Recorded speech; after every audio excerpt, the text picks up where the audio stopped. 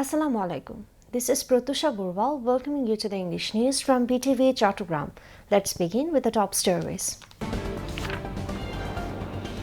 Advisory Council announces 2026 Ekushe Padak recipients, approves Ramadan office hours.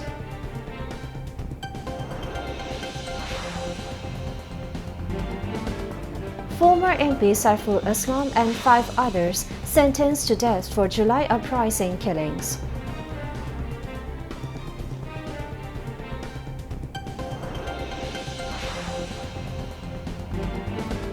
No possibility of rigging in election as interim government holding it seriously, says BNP Secretary General.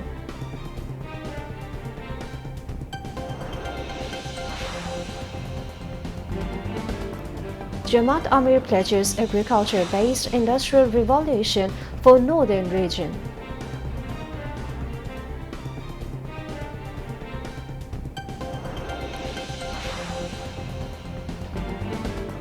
Around 4 lakh postal ballots of expatriate voters arrive the country so far.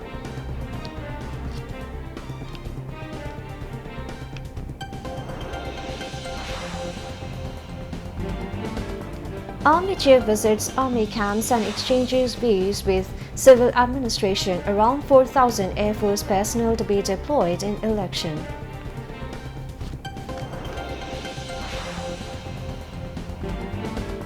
US and Iran to meet in Oman for talks tomorrow following repeated threats.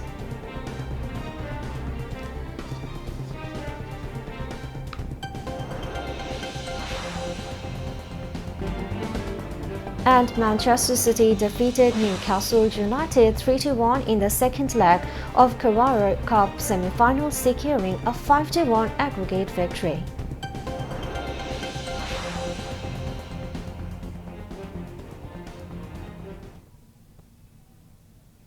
Viewers, those were the top stories. Now moving on to the details. The government has announced the names of the 9 eminent citizens and 1 music band for awarding the prestigious Ekushe Padak 2026, the country's second highest civilian award in recognition of their outstanding contribution to various fields. The proposal of the Ministry of Culture was approved at a meeting of the Advisory Council with Chief Advisor Professor Mohammad Yunus in the chair. The recipients of the Ekushe Padak 2026 are Farida Akhtar Bobita Film, Professor Muhammad Abdul Sattar Fine Arts, Marina Tabassum Architecture, Ayub Bachu Music, Orthi Ahmed Dance, Islam Uddin Palakar Theatre, Shofiq Rahman Journalism, Professor Dr. Mahbubul Alam Mojumdar Education, Tejosh Haldar Josh Sculpture, and Warface Music Band.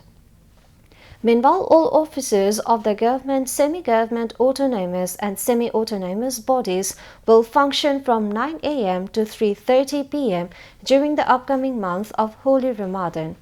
Chief Advisor's Press Secretary Shafqul Alam disclosed it at a briefing at the Foreign Service Academy this afternoon. During office hours, there will be a 15-minute break from 1 p.m. to 1:15 p.m. for Zohar prayers. The tribunal pronounced its verdict against 16 accused in a case of crimes against humanity over killing 7 people, including the burning of 6 bodies in Ashulia of Dhaka during the July-August uprising. The verdict sentenced 6 people, including former Dhaka 19 MP Muhammad Shafqul Islam, to death and 8 others to various terms. A 3-member judicial panel led by International Crimes Tribunal to its chairman, Justice Nozul Islam Chaudhry, pronounced the verdict at noon. The other 2 members of the panel are Judge Mohammad Monjurul Boshid and Judge Nur Muhammad Shahriar Kubir. This is the 3rd verdict in a case filed by the International Crimes Tribunal in the case of crimes against humanity during the Awam League government. The court said today as the date to pronounce the verdict in the case last Sunday. Earlier, after the presentation of arguments by both the state and the accused, the case was kept pending for verdict on January 20.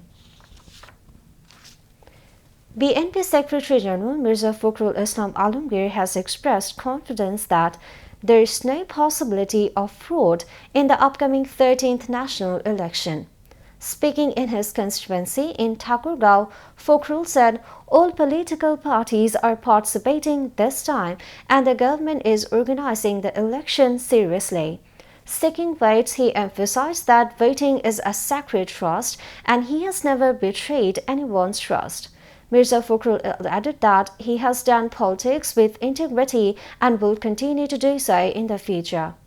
He also said that if BNP wins the February 12 polls and forms the government, it will work to foster harmony among Hindus, Muslims, Buddhists, and Christians alike. Criticizing Jamaat, the BNP Secretary General said that before criticizing political opponents, one should be aware of their own stance in politics. Jamaat Amir Dr. Shafqur Rahman has said that the entire northern region will be transformed into a center of agricultural industry if his alliance comes to power. He made the remarks today while addressing separate election rallies in Nauga and Chaparnabganj as the chief guest. Shafqur Rahman added that Jamaat-e-Islami's core commitment is to build a corruption-free society, uphold the rule of law and establish a justice-oriented state. Criticizing previous rulers, the Jamaat Amir said those who came to power only empowered themselves, failed to empower the people and carried out large-scale corruption in the name of mega projects. Addressing the people of Nauga, he said the district supplies 1/10 of the country's total fruit demand and pledged efforts to further develop the area. BNP Standing Committee member and candidate for Chattogram 11 constituency, Amir Khosrow Mahmood Chaudhary said, all the achievements of the nation, including the country's independence, sovereignty, art and culture, are facing challenges. He made this comment at a meeting with artists of various levels, including members of the Chattogram television Betar Shilpi সংস্থা today. Amir Khosrow Mahmood Chaudhary said, in the current context, the country is facing many challenges. Some disrespectful remarks towards women have made the entire nation worried. He advised artists and cultural activists to play a responsible role from their respective positions. Renowned musician Abdul Manan Rana, Jasho's Chattogram Metropolitan Member Secretary Mamnur Rashid Shibon, musical artist Kuldani Ghosh and Farid Bongobashi, composers, lyricists, and radio and television artists, among others, addressed the meeting.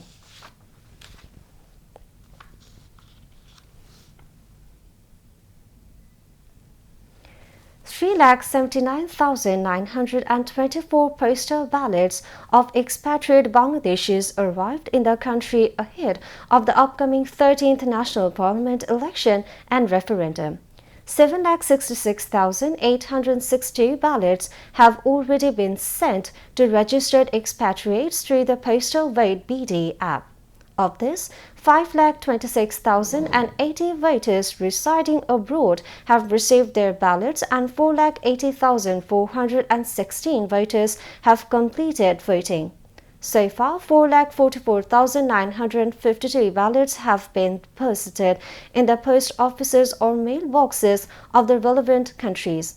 Of this, the returning officer has expected the ballots of 1,77,168 persons.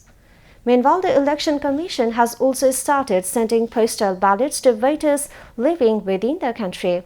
Ballots have already been sent to 660,191 registered voters across the country.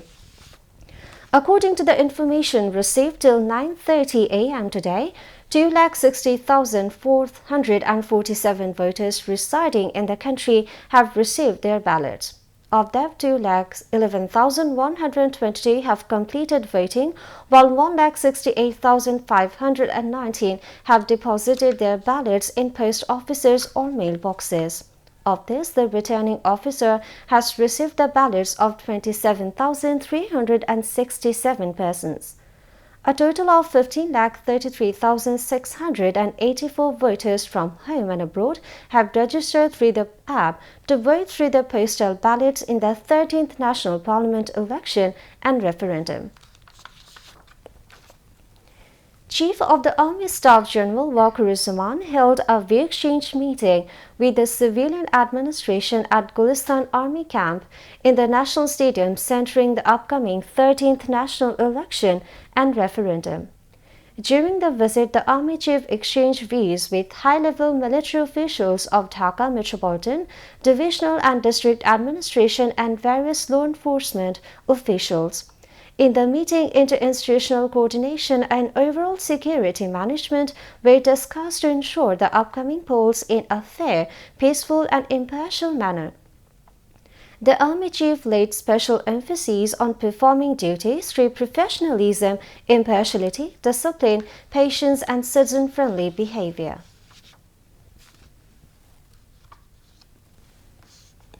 Air Chief Marshal Hassan Mahmud Khan said that Bangladesh Air Force is committed to presenting the nation with an exemplary election. He made the remarks today while briefing Air Force personnel deployed at the field level on the occasion of the 13th National Parliamentary Election and the 2026 referendum. Senior officials from Air Force headquarters and various bases were present at the briefing.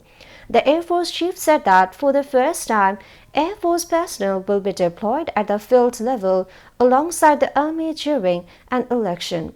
He instructed the personnel to perform their duties with complete professionalism and without any form of bias to ensure a free, fair and orderly voting process.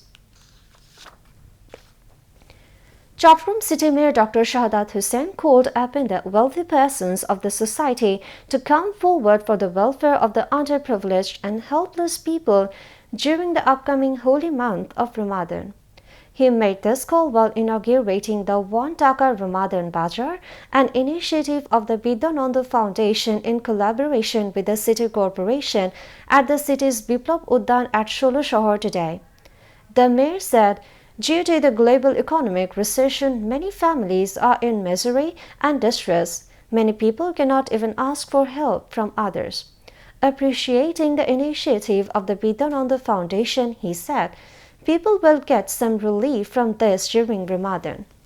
Jamal Uddin, the director of the foundation, among others, addressed the inaugural ceremony.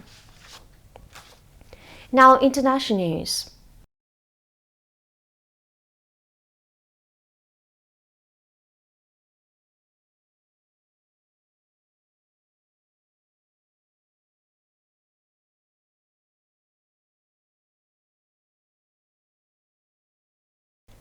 The United States and Iran have agreed to hold talks in Oman on Friday.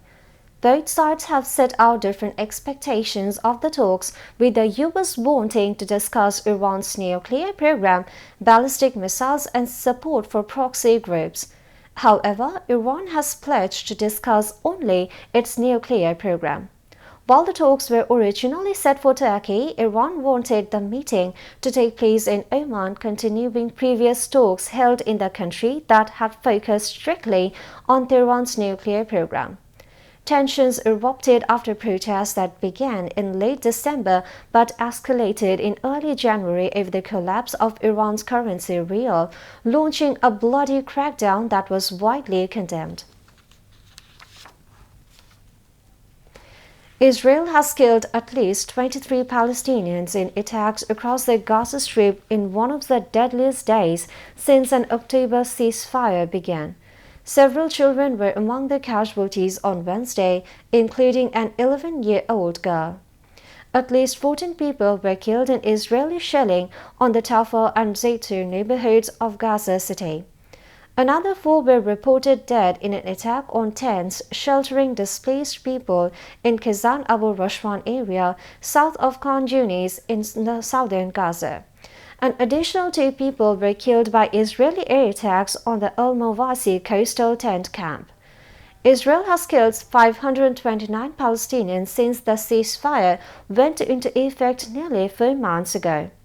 At least 71,803 Palestinians have been killed in Israeli attacks since the war began on October 7, 2023.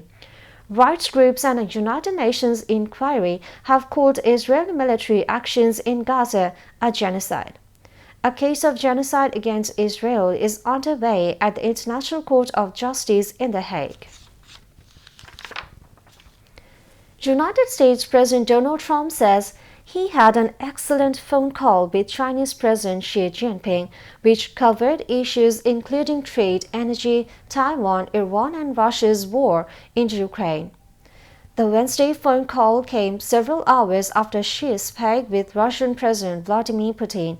The U.S. president is expected to travel to China in April and has touted his personal relationship with Xi, even as the two countries continue to spar over competing interests in tech, trade, and geopolitical flashpoints, such as the future of Taiwan. Chinese state media report that President Xi told President Trump to be prudent when supplying weapons to the island, adding that he attached great importance to ties with Washington. Xi hoped both sides would find ways to resolve their differences.